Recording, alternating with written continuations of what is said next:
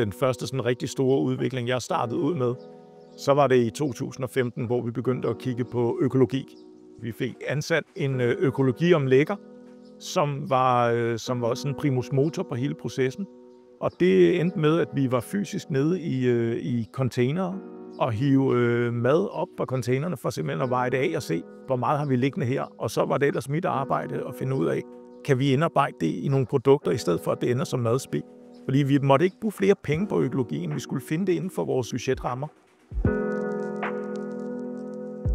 Dernæst så begyndte vi at kigge ind i, om patienterne egentlig synes om det mad, vi så lavede på daværende tidspunkt.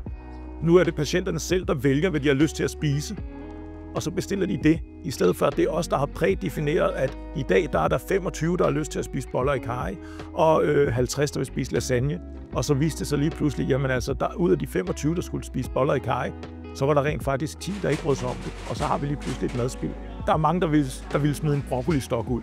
Det gør man ikke, hvis man skal arbejde økologisk. Så får man lige fjernet den mest seje del af broccolistokken, og så kan det være, at man terner det og smider det ind i en sennepspickles eller noget andet til at lave remoulade af. Eller nogle andre ting. Skal vi lige tage en pause her? Og det er en del af det, man skal være opmærksom på, når man begynder at arbejde med økologi. Det er, at man skal udnytte råvarerne bedre. Der er noget mere arbejde i dem, og dermed skal man også have lidt mere respekt for råvaren og arbejde mere til bundsgående med det. Men det der med at differentiere og kigge ind i de målgrupper, man arbejder med, det tror jeg er en vigtig parameter for at komme i mål. Både så man kan handle økologisk, og det hænger sammen økonomisk, og at vi også har personale til at producere tingene.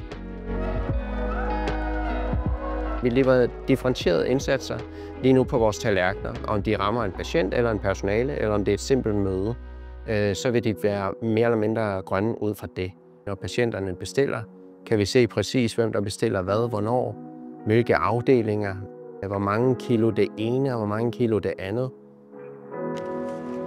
Alt det her data er super vigtigt for, at vi rammer patienterne bedst muligt, smider mindst muligt ud, køber de bedst mulige produkter i forhold til at passe på vores jord, men også at reducere klimaaftrykket igennem vores indkøb. Vi arbejder vi mest med at omlægge vegetabilsk på mødeforplejning. En lille smule mindre, men også rigtig meget på personalekantinerne, for det er unge, raske, stærke mennesker, som er meget omstillingsparate i virkeligheden og idealistiske, så de vil meget gerne med på en grøn rejse. Så det er noget med, at den lille smule kød, vi så har tilbage i vores forretning, og den bliver endnu mindre, den skal så være endnu bedre, således at vi får en højere kvalitet, og vi passer bedst muligt på vores jord og dyrene. Vi køber færre fødevarer. Det er jo ikke bare, at vi køber mere grønt eller et eller andet, det er, at vi køber mindre ind.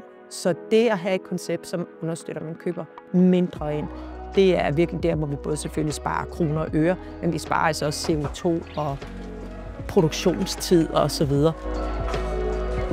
Og så er det selvfølgelig at sikre, at vi har nogle ordentlige udbud.